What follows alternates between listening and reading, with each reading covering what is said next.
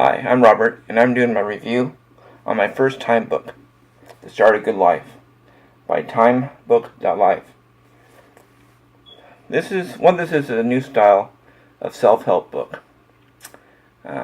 It's a mix of personal trainer, guide for life, a journal, a calendar, progress tracker.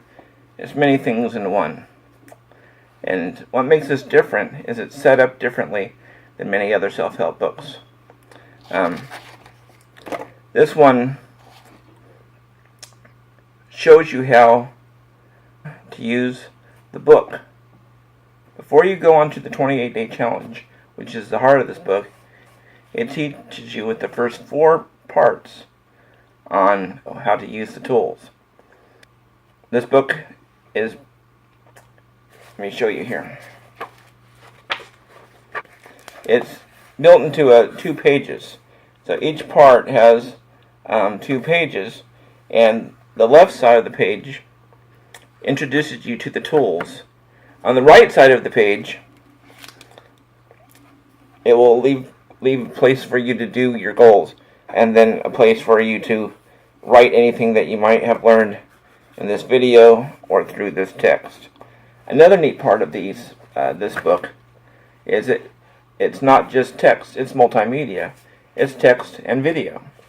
No, the video is not actually in here, but if you see right here, there is a QR code. You simply put your camera on there, your smartphone or your tablet or whatever, and you take a picture of that, and YouTube will open up and play you the video. For instance, on this one, it says Robin Sharma on how to wake up early. If you don't use a QR reader, you simply go into YouTube and write word for word this phrase, and then look for one that has the same timestamp. It's real easy. I tried it both ways. Works wonderfully. So there's 4 parts. The first one, of course, was the daily routines. Part 2 is the weekly routines. Part 3, monthly routines. And Part 4, quarterly routines. By the time you get done with these, you'll be able to do the 28-day challenge. So after you are done learning about using the tools, you actually get a chance to use the tools. And that's where the start of the 28-day challenge is. But I know, even before you do that, before you actually get to the 28-day challenge, you have 4 more parts to do. And it's the 4 challenges before you get to day 1 of the 28-day challenge. And that's evaluating your life. You get this self-assessment wheel, and you have these things to read and fill in the blanks to find out what you're great at and where you might need help. And then if you fill this out honestly, you'll come up with something for your lowest scores. Mine were business and career and personal growth, fun and recreation, and health.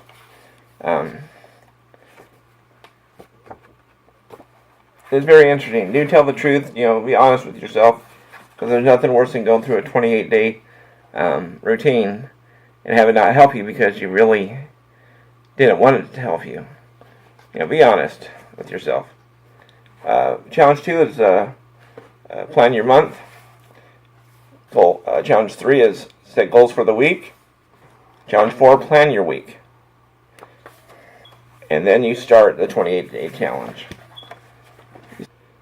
It starts with a video, places for you to answer questions here, put in habits,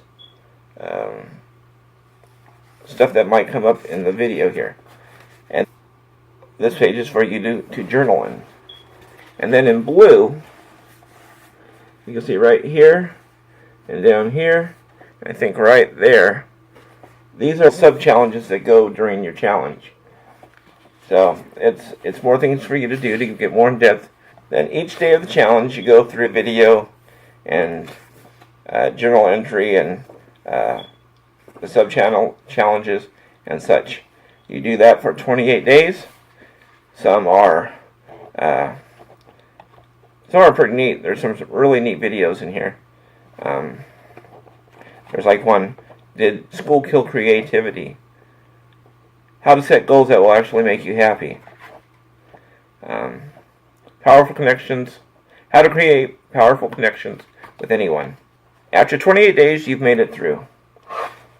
You only have 3 more challenges to go before you're done with the whole book. You finished the main thing, and this is like the post 28 day challenges. And it's challenge 43, 44, and 45. Challenge 43 and 44 deal with the life of your dreams. You imagine the life of your dreams. And then your last challenge brings you first full circle to evaluate your life again with the self-assessment wheel. Because we want to see, did you reach your goals? It's just a way to evaluate yourself to see what you learned, see how far you grew, and I think it's pretty neat. You get to, write on paper, you'll say, hey, this is where I started, and this is where I ended. And then you can do it over again with different goals, something to work at. It's a really good book. It's a hardcover book. It has a place marker built in, like so. I use paper clips, and I highlight a lot. And I use really strong highlighters, and the paper is really thick. I love it because nothing seeps through.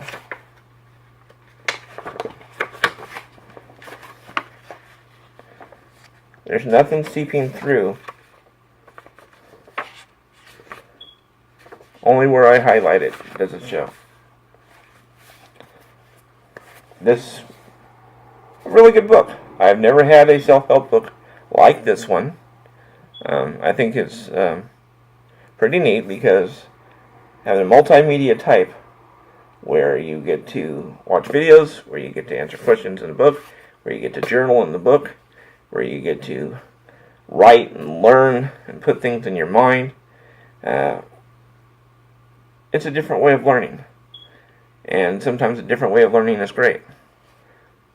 I think this book is great. Alright, thank you very much. I'm Robert. This is my review on my first time book, The Start of Good Life. Thank you. Goodbye.